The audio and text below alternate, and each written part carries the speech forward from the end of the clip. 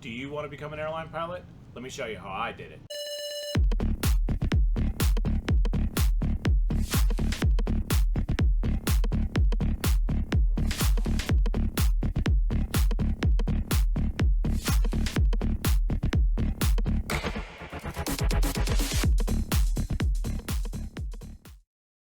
Hello and welcome to my channel. My name's Jamie and I was recently hired by a regional airline to fly the Embraer ERJ-175. I'll be shipping off for that in November, which is about 2 months to the day away. So ever since I decided to pursue the airline career, I've looked online for resources, trying to get some questions answered, looking for vlogs and things out there, and there just aren't a lot of them for pilots. I've noticed a ton for flight attendants and for ground crew and for just about every other type of airline related job, but there's only a few. Shout out to Swain Martin and Flying with Garrett, been watching those, but I had lots of questions that haven't been answered yet, and I thought this might be a good way to express some of the answers I found so that you don't have to go through the trouble I did. And also I thought it'd be fun just to document my journey from sitting here in a normal chair and a normal shirt to someday doing these videos with a nice little shirt on with my stripes. Alright, so first things first, let's address the elephant in the room. I am fully aware that this beard does not connect the dots. Now, none of the airlines in the United States allow you to have facial hair, so I am letting it fly until I have to shave it off for training, and just trying to see what'll happen. Who knows, maybe I'll be able to pull off a stylish comb over before too long. Alright, so first a little bit of history about me. I'm 40 years old, which means I'm a little bit late to the game, but hey, better late than never, right? I'm currently a flight instructor in Albuquerque, New Mexico, and I wanted to get flying a lot earlier in life, but life kind of got in the way and it just took me this long to get here. So I joined the Navy right out of high school, did about a decade or so with them. I tried many times, but I just never did get to pilot a naval aircraft. I stayed as close to aviation as I could throughout my career with them. Once I got out, I went back to school, got my EMT intermediate, and eventually got my paramedic degree.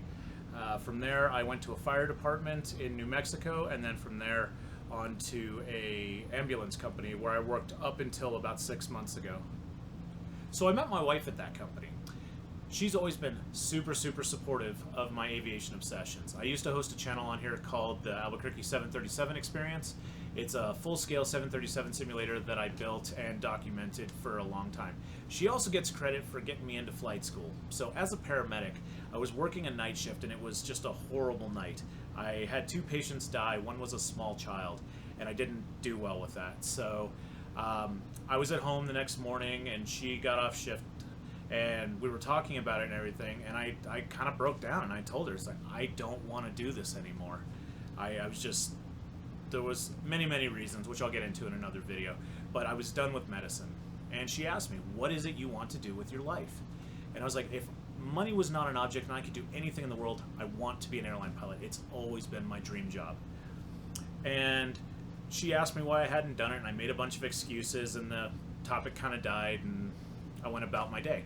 So a few days later, I am in the ambulance on shift, and I get a call from my wife, and she's like, hey, what are you doing after work? I'm not doing anything. And she's like, cool, I'm going to text you an address. Go there when you're done. Okay. So I went to the address, and it was my flight school, and I did my discovery flight that day. She had set it up and paid for it, and ultimately she took all my excuses away, and I got into flight school because of her.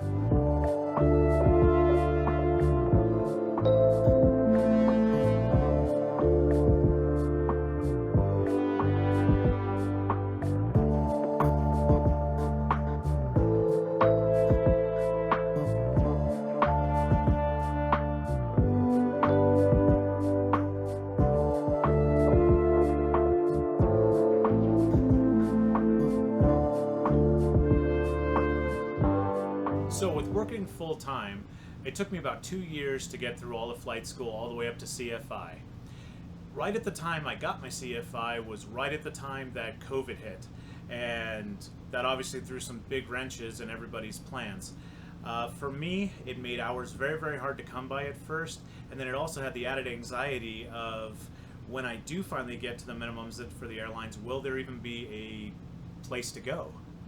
Now, my wife is super positive, and she never had a loss of faith in whether or not this was going to work out. So it was actually her plan to sell our house and buy a fifth wheel. and I'll show you a little bit more about where we live in another video. But the thought process here is that we didn't want to have to keep renting or buying and selling until we settled down somewhere in the future. We know that the first 5 years or so, you're going to have lots and lots of different moves. So the cool thing about this is it takes us about an hour to hitch up the truck, and we can make any base our home base. So when I finally had enough students at the flight school, I was able to quit my job at the ambulance company and really focus on flying. Once that happened, I flew 7 days a week. I never took days off unless I absolutely needed them, and I took on every student I could get my hands on. I got up to 1,400 hours in roughly 13 months or so, and I was able to start applying for airlines at that point. Right as I started to apply, the airlines started to pick up. We had just had our first reopening of our state, and we started to see travel picking up all over the United States. So I applied to 4 different airlines, and I actually heard back from all 4 of them. The one that I chose to go with was the first one that contacted me, and my experience is a little different than a lot of other people. I don't know if it's because of my age, or I just timed it right, or got lucky, or what the case may be. I understand that a lot of people, this was a very long process for them.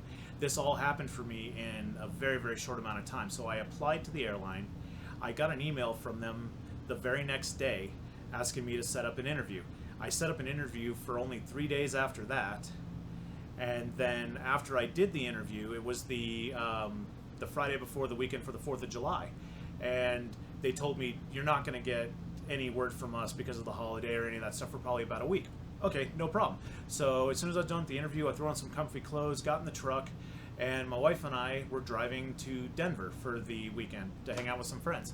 And about halfway there, I got the call. And the cool thing about this was my wife being so supportive to me and being like a teammate in this whole thing, got to hear this whole phone call on the car speakers. So she really got to get the news at the exact same time I did, and it was just really awesome that we got to share that. And I accepted the position right at that moment, and I was assigned the ERJ 175, and I was told that I will be starting at that time about 3 months from that date. All right, so fast forward to this week.